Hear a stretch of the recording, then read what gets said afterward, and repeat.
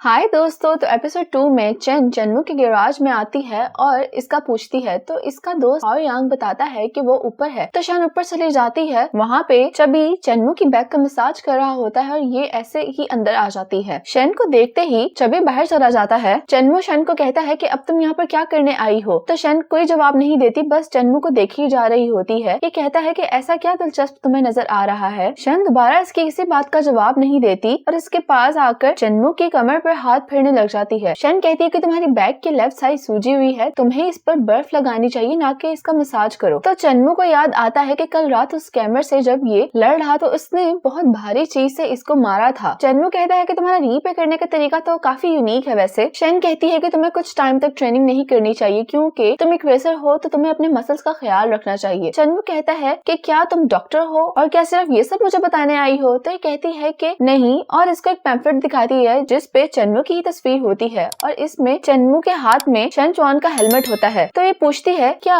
शन चुआन का हेलमेट तुम्हारे पास है। चन्मू कहता है कि हाँ मेरे पास है। शन कहती है कि ये तुम्हारे पास कैसे आया। तो ये कहता है कि शन चुआन ने मुझे ये खुद दिया था। शन हेलमेट वहाँ पड़ा देख लेती है तो चन्मू से कहता है कि तुम्हें नहीं मिल सकता। तो शन कहती है कि मैं तुम्हें मुंह मांगी कीमत दूंगी इसकी। चन्मू कहता है कि मुझे कोई सही वजह दो ताकि मैं तुम्हें ये देने के बारे में सोच तो सकूं। तो शन कहती है कि ये मेरे लिए बहुत अहम है। चन्मू कहता है कि ये मेरे लिए भी उतना ही अहम है जितना तुम्हारे लिए है। शन ये बताने ही वाली होती है कि शन चुआन इसका भाई है, पर इसको एक कॉल आ जाती है और कॉल पर जो होता है वो इसको हॉस्पिटल पहुंचने के लिए कह रहा होता है। चन्मू इसके पीछे अपनी गाड़ी लेकर जाता है और रास्ते में शन इसको मिलती है। ये कहता है कि तुम हॉस्पिटल जा रही हो ना, मैं तुम्हें लिफ्ट दे देता हूँ, क्योंकि यहाँ पर तुम्हें कोई भी टैक्सी इतनी जल्दी नहीं मिलेगी। शन को भी जल्दी हॉस्पिटल पहुंचना होता है तो वो जल्दी से गाड़ी में बैठ जाती है। ये लोग आगे की तरफ जा रहे होते हैं कि शन को गाड़ी की स्पीड थोड़ी तेज लगती है। तो ये चन्मू को कहती है कि तुम गाड़ी थोड़ी स्लो कर लो, तुम काफी तेज चला रहे हो। चन्मू ब्रेक लगाना चाह रहा होता है लेकिन ब्रेक्स नहीं लगती क्योंकि ब्रेक फेल हो चुकी थी। लेकिन ये शन को नहीं बताता और कहता है कि सब ठीक है, मैं तुम्हें जल्दी पहुंचा दूंगा। लेकिन थोड़ा ही आगे वहाँ पर पुलिस खड़ी होती है। स्पीड कम ना करने की वजह से पुलिस भी इनका पीछा करने लग जाती है। थोड़ा ही आगे रोड पर कुछ काम हो रहा होता है तो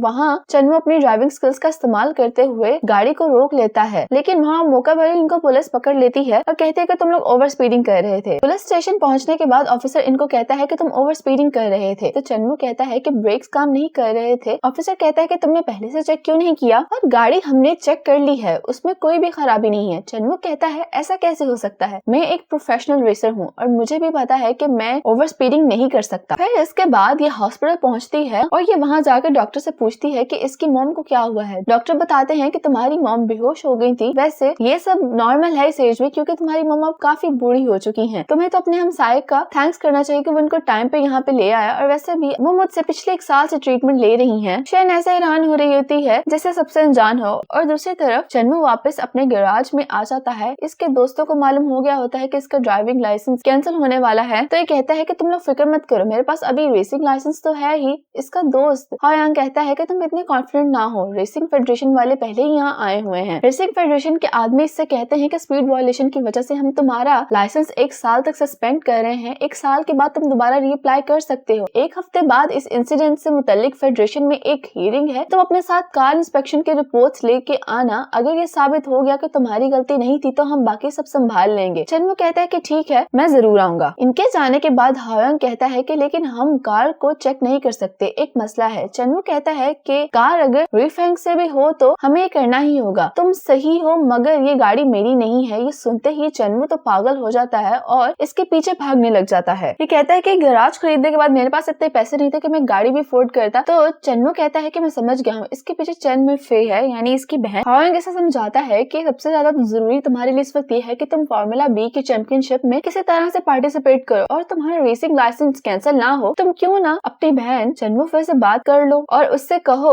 कि तुम्हें कार इंस्पेक्शन की अथॉरिटी दे दी जाए। ये कहता है कि मैं नहीं जाऊंगा, वो मेरी बात ही समझेगी, वो मुझे फिर ह्यूमिलेट करेगी। तो ये कहता है कि मैं चला जाता हूँ। चन्मू कहता है कि तुम भी नहीं जाओगे, बल्कि कोई भी नहीं जाएगा। फिर इसके बाद अगले दिन चन्मू अपने रूम में सो रहा होता है तो इसकी एक दोस्त आती है जो इसके सोते हुए तस्वीरें खींचना शुरू कर देती है। कैमरा की क्लिकिंग की आवाज से इसकी आंख खुल जाती है और इसको देख के एकदम से डर जाता है। फिर इसके बाद ये दोनों नीचे आ जाते हैं। चन्मू कहता है कि तुम बाहर से यहाँ पे क्या करने आए थे। कहती वैसे तो मैं काम के सिलसिले में आई हूँ, लेकिन मेरा शादी का भी इरादा है। चन्मू कहता है कि मुबारक हो, लेकिन दूल्हा कौन है। तो ये इसकी तरफ इशारा करती है, कहती है कि तुम। चन्मू कहता है भले ही हम लोग साथ पले बड़े हैं, पर हमारी शादी एक नामुमकिन चीज है। ज़ाओ यिंगनिंग कहती है कि लेकिन तुमने तुमने बचपन में मुझसे वादा किया था। चन्मू कहता है कि तुम मजाक मुझसे ना करो, वो भी सुबह सुबह। इसके बाद ये अपने डैड के लिए कुछ गिफ्ट देने के लिए स्टोर पे चला जाता है और वहीं पर शन भी कुछ शॉपिंग कर रही होती है और अपने मॉम के लिए कुछ बैंडेड्स भी खरीद रही होती है। तो इसकी आवाज सुन के चन्मू इसकी तरफ देखता है और उसके पास काउंटर पे चला जाता है। ये इससे इसकी मॉम का पूछता है तो वो कहती है कि ठीक है। चन्मू कहता है कि तुमने मेरे मैसेज का जवाब क्यों नहीं दिया। तो ये कहती है कि मुझे नहीं पता था कि तुम मैसेज कर रहे हो, क्योंकि तुमने अपना नाम भी मेंशन नहीं किया था और ना मैंने तुम्हारा नंबर सेव किया हुआ था। शन पहले ही स्टोर से बाहर चली जाती। चन्मू जल्दी से बिल पे करके भागा भागा इसके पीछे आता है। ये कहता है कि हाँ, मैं अपना नाम लिखना भूल गया था। शन कहती है क्या तुम अब मुझे शन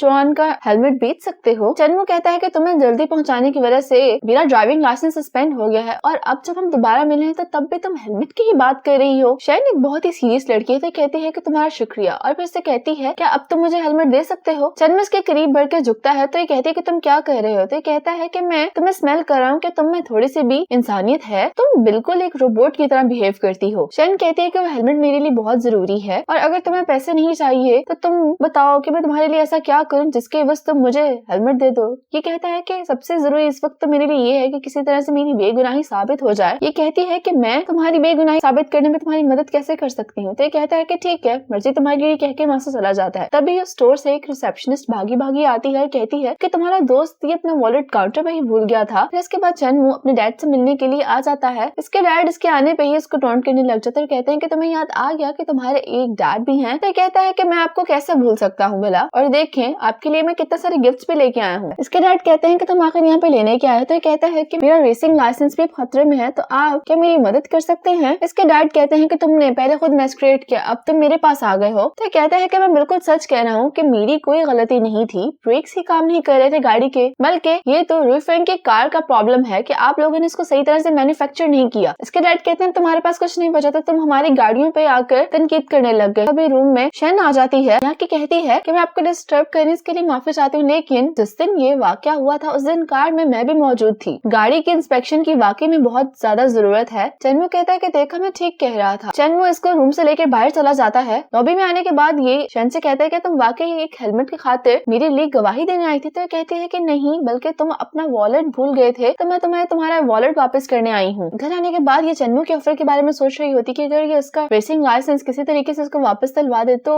हेलमेट इसको मिल जाएगा। ये चन्मू को मैसेज कर देती है कि मैं तुम्हारा लाइसेंस वापस दिलवाने में जितनी मदद कर सकी करूंगी, लेकिन तुम अपने वादे से मत फिरना। चन्मू ऐसे मैसेज करके कहता है कि ठीक है। फिर इसके बाद अगले दिन ये जैसे ही ऑफिस आती है तो इसे काम दे दिया जाता है कि ऑफिस के वॉल्स पर जो चन्मू और इसकी टीम से रिलेटेड सारे पैम्फलेट्स और पोस्टर लगे तुम जाकर हटा दो। इसके बाद जब ये वो पिक्चर उतारने लगी थी जिसमें इसका भाई और चन्मू दोनों होते हैं तो जाओ यिंगनिंग कहती है कि तस्वीर देखना बहुत ही अमेजिंग है। शन कहती है कि तुमने ऐसा क्यों कहा। तो ये कहती है कि चन्मू ने रूफिंग को सिर्फ शन चौहान की वजह से छोड़ा था। जब शन चौहान का एक्सीडेंट हुआ था तो चन्मू फिर ने जो रेस टीम थी उसको डिस्बैंड कर दिया था, और चन्मू ने तो कभी भी ये सोचा नहीं था कि उसका जो रेसिंग का ख्वाब था उसके आइडल की वजह से खराब हो जाएगा। इसके बाद चन्मू अपने गैराज में होता है तो जाओ यिंगनिंग की कॉल आती है और कहती है कि तुम्हें अगर अपना लाइसेंस वापस चाहिए तो तुम आके मुझसे मिलो। चन्मू जाओ यिंगनिंग के पास चला जाता है। ये कहती है कि अगर तुम्हें अपना लाइसेंस चाहिए तो तुम्हें चन्मू फिर को इस पर राजी करना होगा कि वो मेरे साथ कोऑपरेट करे। चन्मू कहता है लेकिन वो मेरी बात नहीं मानेगी क्योंकि वो इसके खिलाफ है। तो कहती है कि मेरे पास अब एक प्लान है। अब जैसे कि रुईफेंग की कंडीशन थोड़ी सी क्रिटिकल चल रही है और तुम्हारी बहन कोई भी गलत स्टेप उठाने के किसी भी पॉइंट में नहीं है, तो मैं चाइना वापस आई ही इसलिए ताकि मैं रुईफेंग में कुछ इन्वेस्टमेंट कर सकूं, लेकिन मैं साथ ये शर्त रखूंगी कि तुम्हारा रेसिंग लाइसेंस तुम्हें वापस दे दिया जाए और इसी सूरत में मैं उसकी कंपनी में इन्वेस्टमेंट करूंगी। और इसको तो वो भी रेजिस्ट नहीं कर पाएगी क्योंकि उसको इस वक्त किसी अच्छे स्पॉन्सर की जरूरत है। फिर इसके बाद अगले दिन जाओ यिंगनिंग रुईफेंग आ जाती है चन्मू फिर से निगोशिएट करने के लिए। तो कहती है मैं वीशे और रुईफेंग कंपनी का जो कोलैबोरेशन है उसको खत्म करने आई हूँ। ये सुनते ही सब बहुत ज्यादा चौंक जाते हैं और थोड़ी देर बाद रुईफेंग में चन्मू पहुंच जाता है क्योंकि जाओ यिंगनिंग अपना प्लान शुरू कर चुकी थी। ये कहती है कि मेरी कंपनी